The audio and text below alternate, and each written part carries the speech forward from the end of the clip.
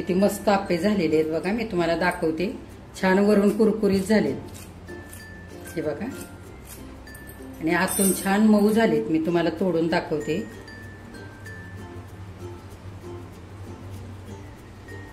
हे बघा.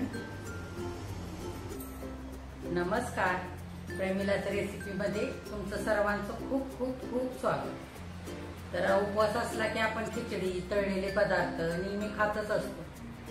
पण आज आपल्याला आषाढी एकादशीच्या उपवासासाठी मस्त असे वरईचे आप्पे बनवायचे. आतून छान असे मऊ आणि वरून छान कुरकुरीत होतात. तर ते आप्पे सुद्धा आपल्याला बनवायचे आणि त्याच्यासोबत खाण्यासाठी छान ओल्या खोबऱ्याची चटणी सुद्धा करायची. तर हे आप्पे तुम्ही डब्याला सुद्धा नेऊ शकता. छान राहतात दिवसभर मऊ असे मस्त. तर त्याच्या आधी जर माझ्या रेसिपीज तुम्हाला बघायला आवडत असतील तर तुम्ही लाईक, शेअर आणि जास्तीत जास्त कमेंट करा. आणि आता नव्याने जे कोणी माझ्या रेसिपीज बघत असतील त्यांनी सुद्धा माझ्या चॅनेलला जरूर सबस्क्राईब पण करा. तर आता आपण आप्पे करण्यासाठी आणि ओल्या खोबऱ्याची चटणी करण्यासाठी काय काय साहित्य घेतले आणि ते कसे बनवायचे ते बघण्यासाठी लगेच किचन मध्ये जाऊया. आपण वरईच्या आप्यांसाठी काय काय साहित्य घेतलंय ते बघूया. हे बघा, ही अशी मी वरई घेतली 1 वाटी. ही वरई कुठल्याही किराणा मालाच्या दुकानात सहज मिळते. ही 1 वाटी घेतलेली. त्याच वाटीने पाव वाटी साबुदाणे घेतलेत. त्याच वाटीने 1 वाटी दही घेतलंय. ही छोटी अर्धी वाटी ओलं खोबरं खरवडून घेतलंय. इथे 2-3 चमचे हे उबडधोबड शेंगदाण्याचं कूट घेतलंय मी. हे शेंगदाणे भाजून केलंय हे कूट मी. इथे तिखट मिरचीचा हा ठेचा घेतलाय 1 चमचा. 1 छोटासा बटाटा घेतलाय. थोडीशी कोथिंबीर स्वच्छ धुवून अशी बारीक चिरून घेतली आणि थोडेसे जिरे. तर आता आपण काय काय करायचंय ते बघूया. हे बघा, साबुदाणे आणि वरई आपल्याला अशी हलकीशी सुगंध सुटेपर्यंत भाजून घ्यायचे. आता आपण ही वरई घालूया पॅन मध्ये आणि त्याच्यातच हे साबुदाणे पण घालूया. आणि आपल्याला आता गॅस मध्यम ठेवायचा आहे आणि छान आता हे हलकसं भाजून घ्यायचंय.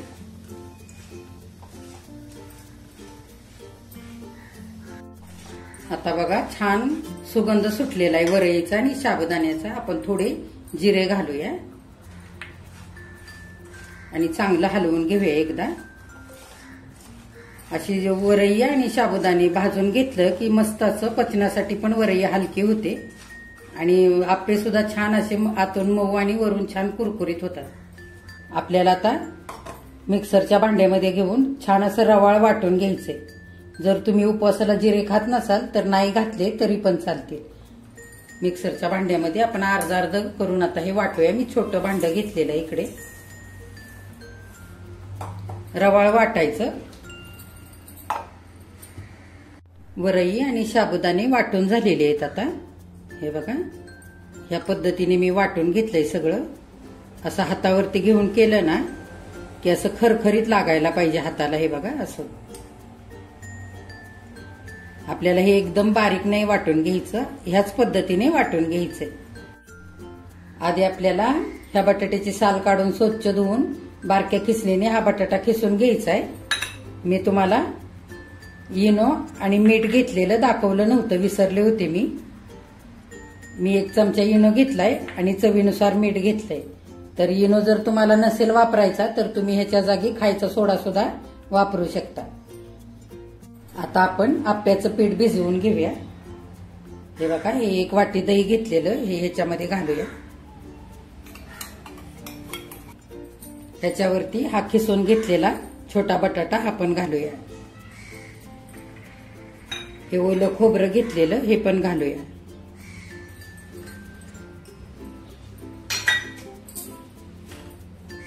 हा 1 चमचा तिखट मिरचीचा ठेचा घेतलाय तो पण घालूया.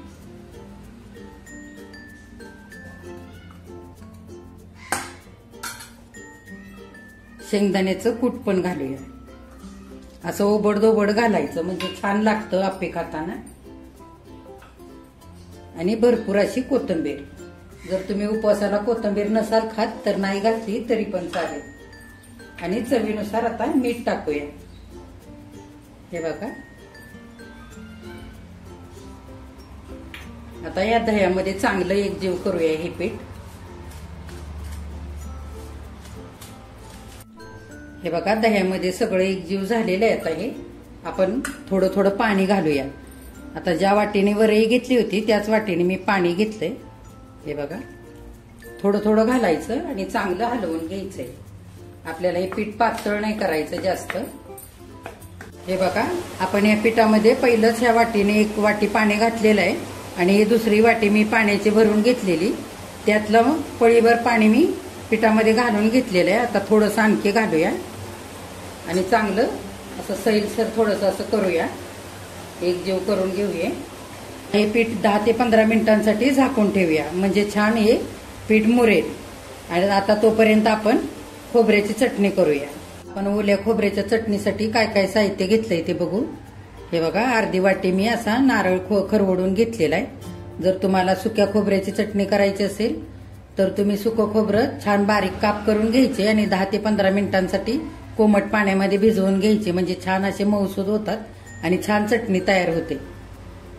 इकडे मी ह्या कमी तिखट 5-6 मिरच्या घेतलेल्या आहे. ह्या जागी तुम्ही तिखट मिरच्या सुद्धा वापरू शकता, तुमच्या आवडीप्रमाणे घेऊ शकता. इथे मी दही घेतले अर्धी वाटी. इथे छोटी वाटी शेंगदाणे भाजून घेतले. शेंगदाणे भाजूनच घालायचे चटणीला, म्हणजे खोबऱ्याची चटणी खूप छान लागते चवीला. मीठ घेतलंय चवीनुसार. इथे 1 चमचा दळलेली साखर. इथे पाव चमचा चिली फ्लेक्स घेतलेत फोडणीसाठी आणि फोडणीसाठी हे पाव चमचा जिरे आणि थोडीशी चिरून अशी कोथिंबीर घेतली. मी मिक्सरचं मोठं भांडं घेतलेलं आहे. त्याच्यामध्ये आता हे ओलं खोबरं सगळं घालून घेऊया.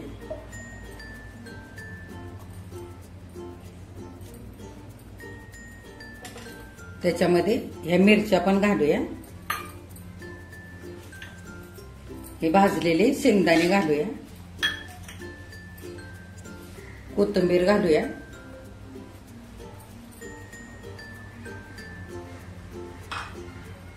ही साखर दळलेली ही पण घालायची आणि आता हे दही पण घालूया सगळं.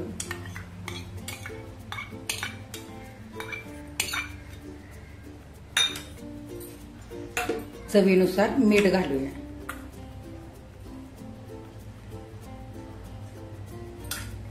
आता थोडं पाणी घालूया. आता ही दह्याची वाटी धुवून हे पाणी पण घालून घेऊया. हे बघा, आता ह्याला चांगलं बारीक वाटून घ्यायचंय. हे बघा, सगळी खोबऱ्याची चटणी वाटून झाली. मी काढून घेतली ह्या वाटीमध्ये. या पद्धतीने मी वाटून घेतलेली आहे. चांगली बारीक वाटली. हे बघा, बारीक वाटायची म्हणजे चवीला चांगली लागते ही चटणी.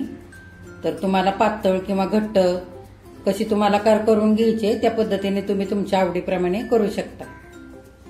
हे बघा, गॅसवरती मी फोडणीचं भांडं गरम करण्यासाठी ठेवलंय. चांगलं गरम झालेलं आहे भांडं हे. आपण अर्धी पळी असं तेल घालूया. तेल चांगलं गरम होऊ देऊया. तेल आता गरम झालेलं आहे. आपण जिरे घालूया आणि ते चिली फ्लेक्स पण घालूया. चांगलं हलवून घेऊया. चांगलं फुलू द्यायचंय जिरं. आता आपली फोडणी तयार आहे. आपण या चटणीवरती घालूया.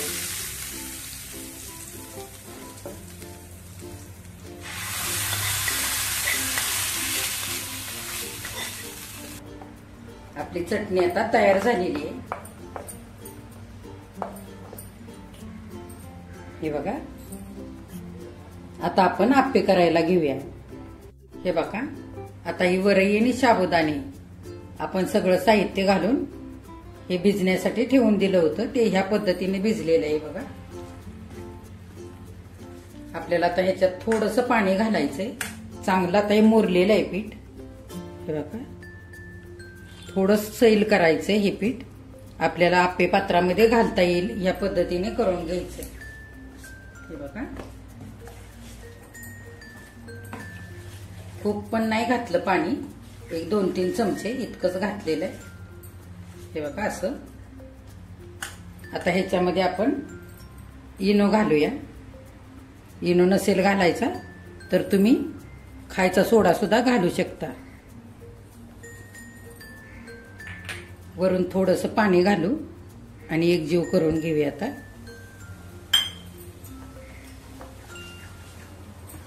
आप्पे छान हलके असे होतील मस्त. आप्पे करण्यासाठी आप्पे पात्र ठेवलेलं आहे मी गॅसवरती, गरम झालेलं आहे. आपण थोडंसं आता तेल घालून घेऊया. तुम्हाला जर तूप वापरायचं असेल तर तूप सुद्धा वापरू शकता.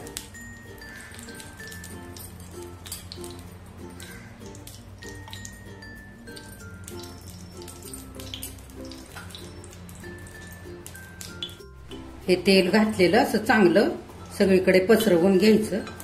हे बघा,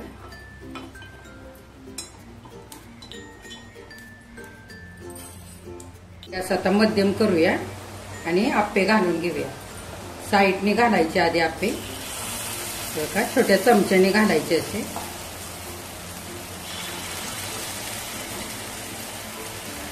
आता आप्पे पात्राचा मधला भाग जास्त गरम झालेला असतो आणि मग मधले आप्पे लगेच करपतात, म्हणून मध्ये नाही आधी घालायचं, साईडने घालून घ्यायचं. तर सगळे घालून घेऊ असे.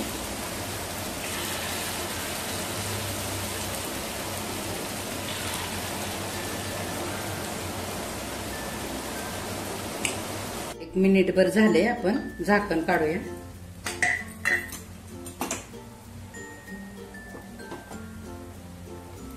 असे सुरीने हलवून घ्यायचे आणि असे उलटे करायचे.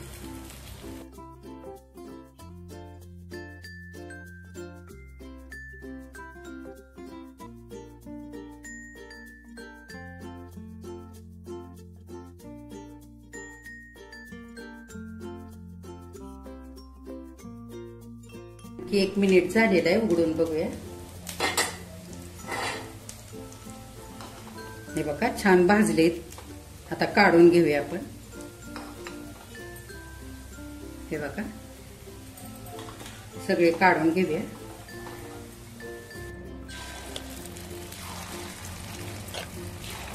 दुसऱ्यांदा पण आप्पे पात्रामध्ये मी आप्पे घातलेले. आपण झाकण घालूया आणि मध्यम गॅसवरतीच होऊ द्यायचे, म्हणजे छान आतपर्यंत शिजले जातात. मोठ्या गॅसवरती करपतात लगेच. मिनिटभर झालेलं आहे, आपण झाकण काढूया. हे बघा छान झाले, उलटून घेऊया.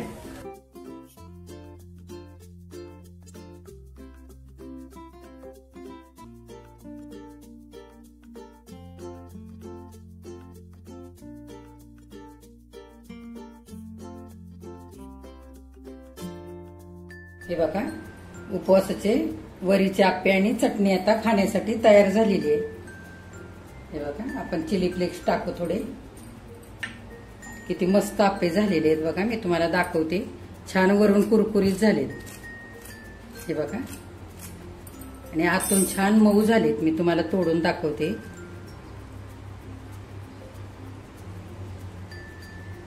हे बघा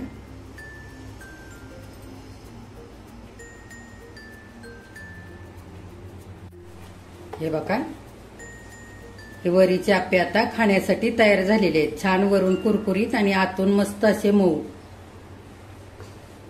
आणि इकडे ओल्या खोबऱ्याची चटणी सुद्धा खूप छान झालेली आहे. आपण याच्यामध्ये भाजून शेंगदाणे पण घातलेले, त्याची चव खूप छान लागते या चटणीला.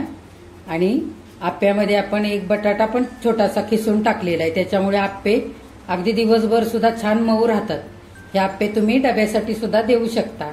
आता ह्याच पद्धतीने आषाढी एकादशीसाठी तुम्ही हे असे आप्पे बनवा. तर हे आप्पे तुम्ही कुठल्याही उपवासाला बनवू शकता. तर ह्याच पद्धतीने आता तुम्ही असे वरीचे आप्पे करायचे, अशी खोबऱ्याची चटणी करायची आणि माझ्या चॅनेलला लाईक, शेअर आणि सबस्क्राईब पण करायचं आहे.